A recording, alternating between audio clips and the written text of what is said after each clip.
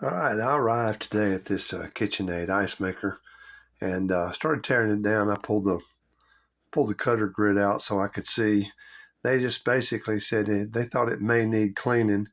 Um, so it looks to me like they're growing a third world species in here. This is a bad science experiment, to say the least.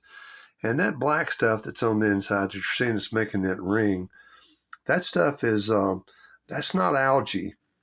It's not something that my cleaners will take care of. It's not something that bleach will take care of. What it really is it's something that's in the air. In this case, I pulled the front cover off. We wanted to look to see if the coils were clean, and they're not too dirty, but that's going to get a good vacuuming out before we get going any further forward. Uh, as I continue to tear it down, I just keep seeing more and more stuff that is kind of grossing me out that they would actually be eating ice or using ice. This thing was full of ice when I got there.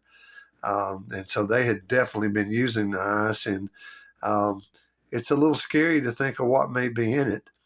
But I'm going to tear it apart. We're going to pull all the pieces out of the inside. I'm going to pull the reservoir. I'm going to pull the water tube off, pull the pump out. We're going to pull several pieces out. And I'm not sure what that jelly looking stuff is that's in the bottom right there. It looks bad, though. And here I just got the pump kind of hanging. I'm going to pull the pump out, and then that jelly stuff is all over the pump. And you can see a little calcium buildup, but mostly that jelly and that whatever that black film is that's all over everything. I don't know if it's from the water or the air. But anyhow, as I continue to clean, it's cleaning up pretty nicely. Now the tube's got stains on it that won't come off, but it's clean. I've cleaned it all the way through and pushed a cloth through it with cleaner in it. Put the reservoir back in. The reservoir looks good. Got the pump cleaned up nicely. I'm going to go on and stick the cover back on. And once the cover's on, we can put the water tube in. So there's the water tube connected to the cover.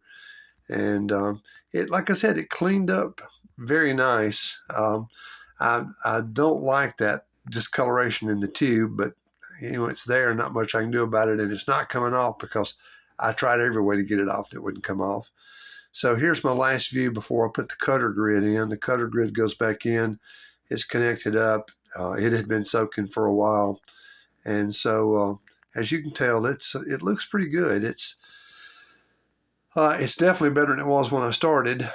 And, now I've got the whole thing back together. I've got it's ready to start making ice. So what I did here was I was just looking in real close to see if I could see water coming out of the tube. And if you look real close, you'll see water entering the reservoir right there. So we know that's working. And here I wanted to show you a little trick. It's hard to do one-handed, so you'll see me struggle with it. But take a little piece of paper towel and put it on the head of these screws. These screws are stainless, so your magnet will not hold these screws when you try to put them in.